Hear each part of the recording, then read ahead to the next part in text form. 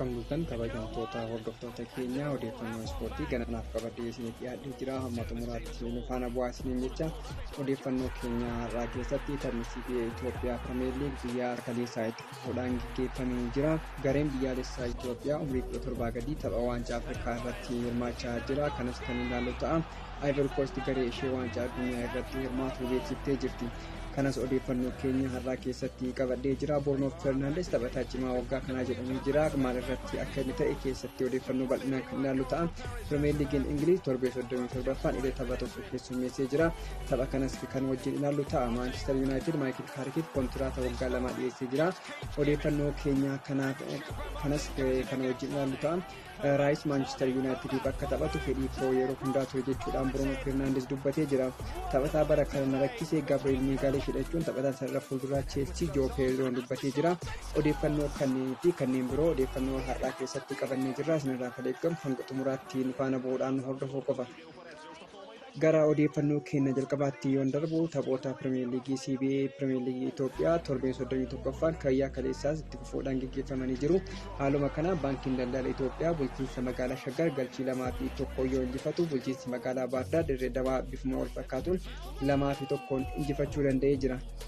Odeeffannoo biraatiin gareen biyyaalessaa Itoophiyaa umrii 17 gadii waancaa Afrikaa umrii 17 gadii irratti hirmaachaa jiraachuun isaanii yaadatama. Guyyaa lamaan dura Ijiptii wajjin kan wal qixan xumure garichi guyyaa har'aa sa'aatii 4 irratti qopheessituu simichaa kan taate Moorookoo wajjin ni falmata. Leenjisaan garichaa Beenjaamin Yemar taphichaan dura yaada gaazexeessootaaf kennaniif gareen keenya tapha Ijiptii irratti sarara ittisaa bareedaa ture. Tapha Moorookoo irratti sarara fuulduraa keenya fooyyeffachuudhaan gara dirree ni seensisnaa jechuudhaan yaada kennanii jiru. Odeeffannoo kana OBN tu gabaase. Odeeffannoo biyya alaatti yoo dabarru Ivory Coast garee ishee waancaa addunyaa irratti hirmaatu beeksiftee jirti.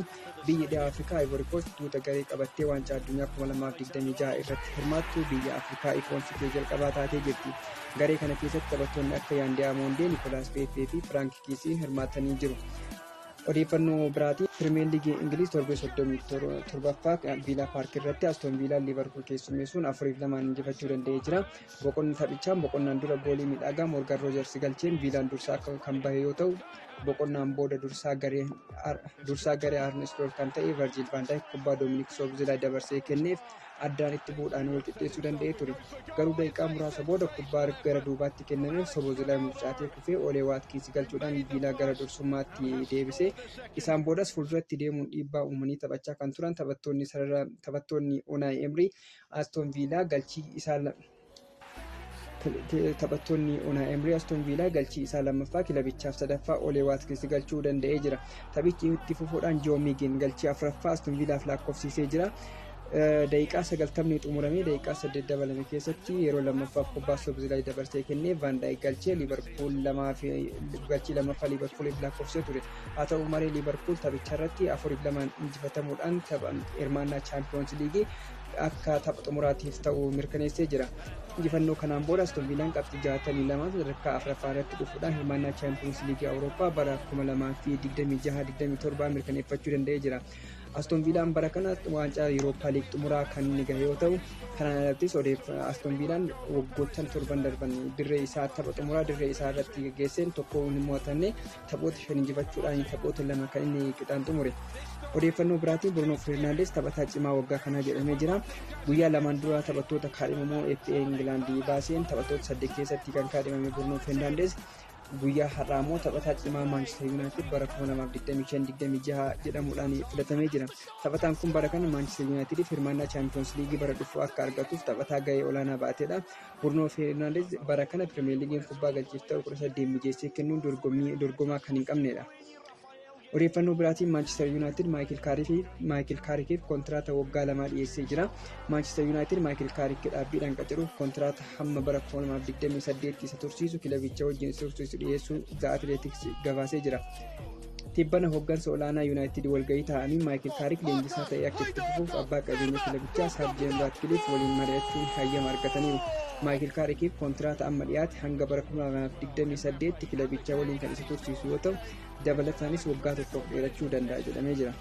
Seexaanonni diddimoo miseensota garee leenjistoota Carrickiif kontiraata dhiyeessuuf qophaa'aa jiraachuu fi leenjisaa kubbaa dhaabbii qacaruuf murteessuun gabaafamee jira. Odeeffannoo biraatiin Raayis Maanchister Yuunaayitid akka taphatu fedhii koo yeroo hundaa ture jechuudhaan taphataan sarara gidduu Maanchister Yuunaayitid Bruno Fernandes dubbatee jira. Yeroo hunda Raayis Maanchister Yuunaayitid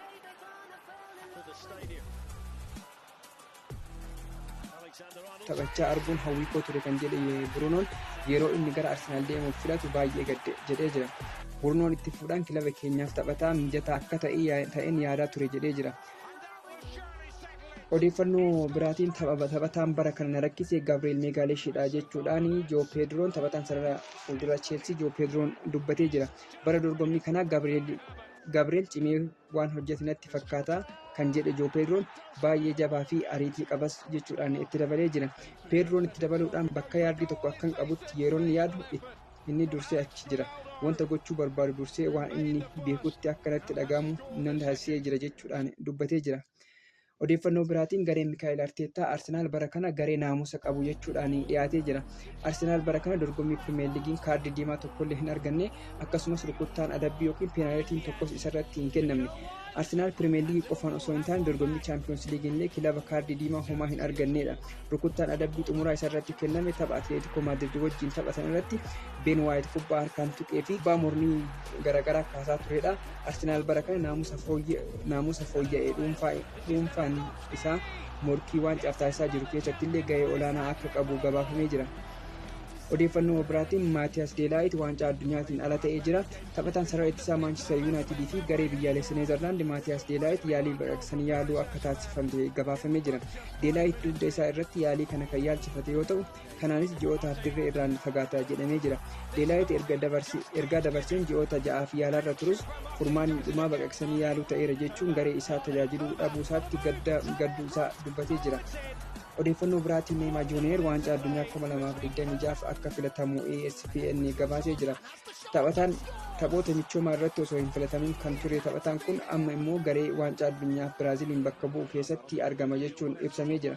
Taphataan kun yeroo ammaa liigii Biraazil kilaba Saantos keessatti taphachuu irratti kan argamu. Odeeffannoo keenya xumuraatiin tapha FA Ingiliiz guyyaa har'aa ni xumurama. Haaluma kanaan Maanchister City fi Chelsea istaadiyeemii Wembley irratti ni taphatu.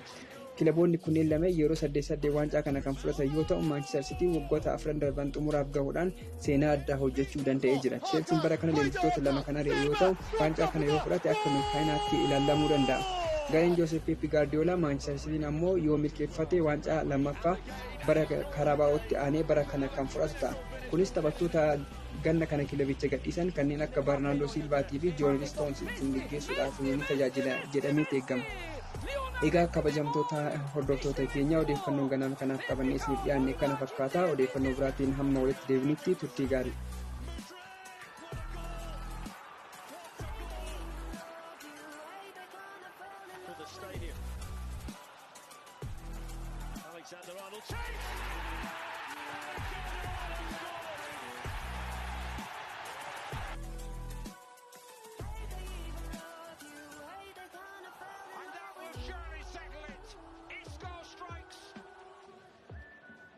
So far, Havertz.